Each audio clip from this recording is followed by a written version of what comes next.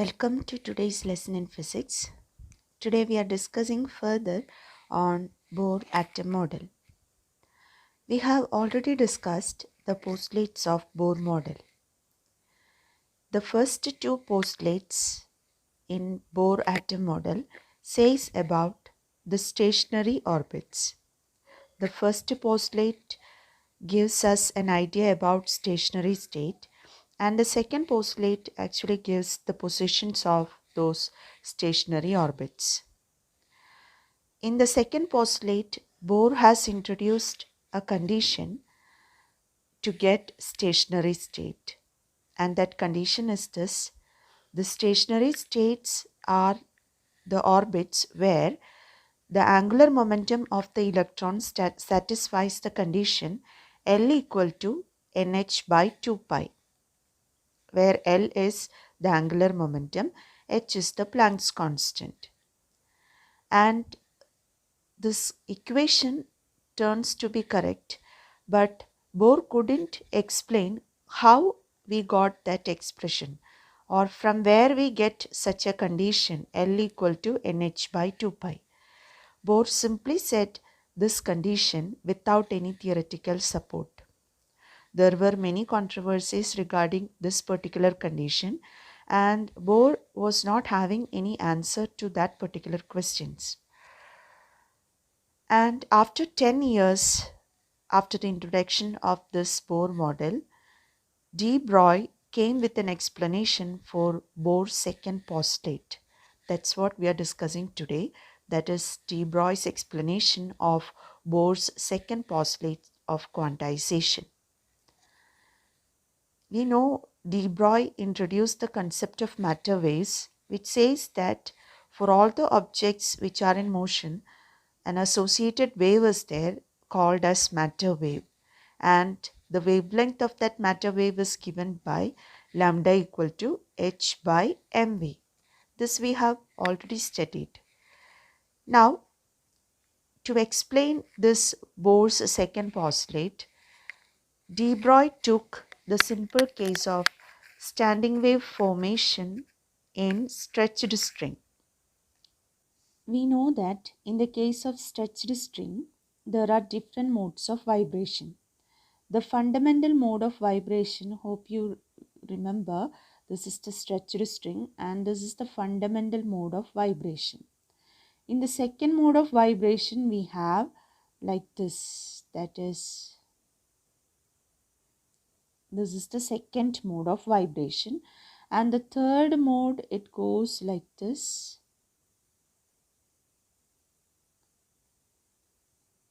This is the third mode of vibration. This we have discussed last year.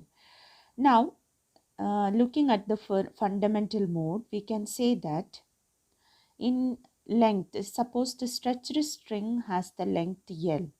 So the forward wave, it is half the wavelength, and the backward wave is again half the wavelength. So the total wavelength in that particular segment of stretched wire, which is of length L, it is 1 lambda. That means we can write L equal to lambda, adding both the wave, both the forward wave and the backward wave. When they interfere only, we will get a standing wave pattern. We have studied last year. In the second case, we have the same stretched string, length is L itself, but forward wave has the wavelength lambda, and the backward wave also has wave that particular length is lambda. So the total length, it becomes 2 lambda, that is L is equal to 2 lambda.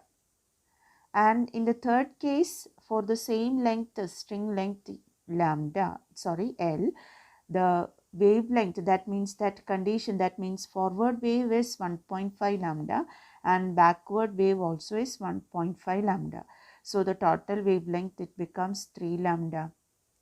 So for the formation of standing wave pattern in the case of stretched string, this condition is to be maintained. That means the total length, that means we can say that the total distance traveled by the wave, that means the total distance covered by both the backward wave and the forward wave, that total distance, that is what we have as L.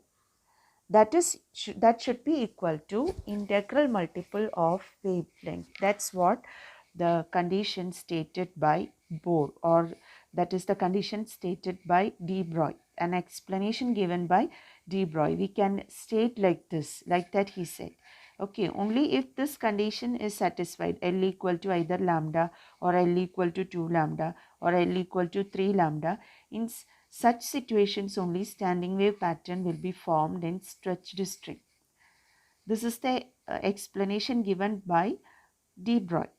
Okay, now how he applies this in the case of what is the stationary states of electron in a hydrogen atom, that's what we are going to explain. So according to de Broglie, in analogy to waves traveling on a string, the particle waves, that means matter waves, also can lead to standing waves under resonant conditions.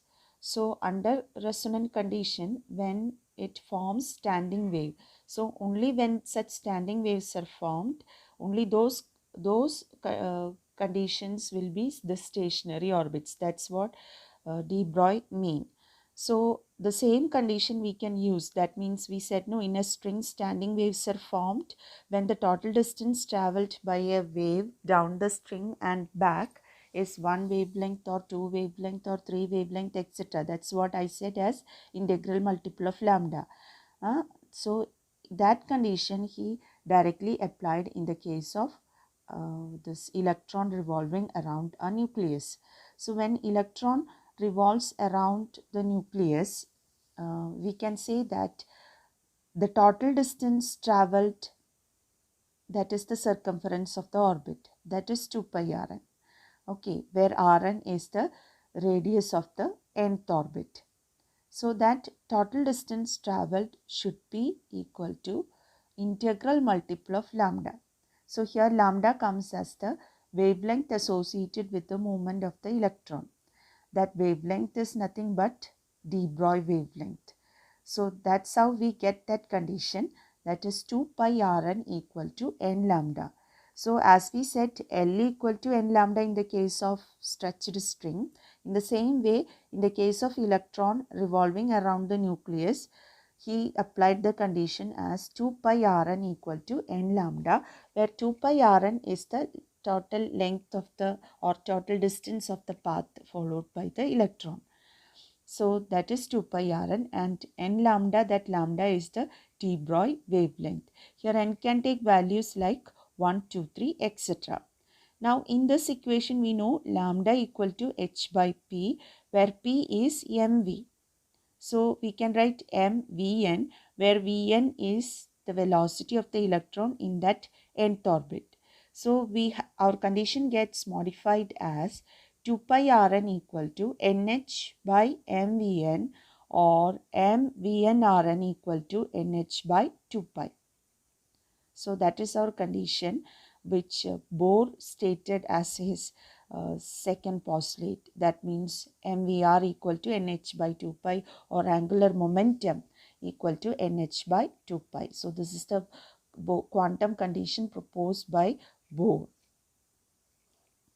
So this is the explanation given by de Broglie for the second postulate of Bohr.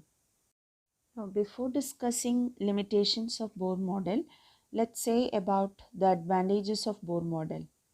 The main advantage of Bohr model was this: it could explain the stability of atom very well.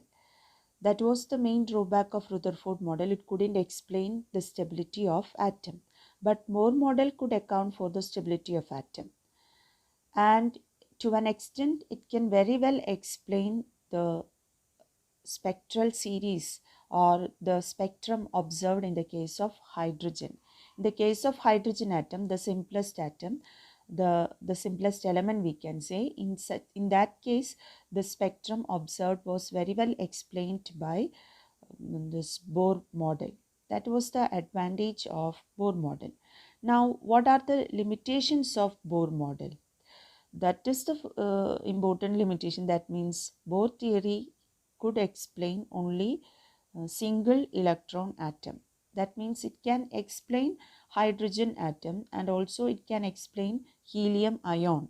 That means helium, you know, there are two electrons. If one electron is removed, it becomes a positively charged ion. So in the case of helium ion, singly charged helium ion also, it can very well explain. So only single electron atoms it can explain. The reason for this is drawback is this. Bohr considered only the interaction between nucleus and electron. So in the case of hydrogen atom, only such an interaction is possible. But in this actual situation, there can be interaction between electrons or among the electrons which are in different orbits. Those electrons can also have interaction among them. That means Coulomb force of interaction comes among the electrons also. That is the main drawback in the case of Bohr model. That means it did not consider the interactive forces among the electrons. So it turns out to be correct only in the case of single electron atoms. And one more thing was observed. That means when we observe spectra of different elements, it has been seen that several lines, there are several lines, occurrence of several lines in the case of hydrogen atom was explained by this Bohr model. But it was seen that certain lines are more intense than the other lines. Why certain lines are more intense? That was not explained by Bohr model. You know, the spectral lines are formed when the electrons make transition from one level to another level, that we know. So certain lines are more intense means that such transitions are more favored. More favored means they are taking place more in number. That is why that particular line is more intense. So why some transitions are more favored? That was not explained by Bohr model. So the theory does not give any idea about the relative intensities of spectral lines, and at the same time it could not explain fine structure of hydrogen atom. Fine structure of hydrogen atom means in the presence of magnetic field or in the presence of electric field, external magnetic field and electric field, it was observed that these spectral lines, they split into further number of spectral lines. That means one spectral line itself will be splitted into more. That's what we mean by fine structure of hydrogen spectrum. That fine structure, how it gets splitted? Splitted means more spectral lines are observed. Okay, so how come like that? That was not explained by Bohr model. So the important limitations or the main limitations of Bohr model are these.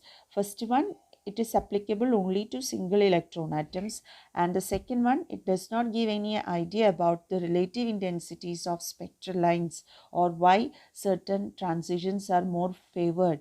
That was not explained. And the third one, it couldn't explain the fine structure of hydrogen spectrum. So with this, we conclude today's lesson. Thank you.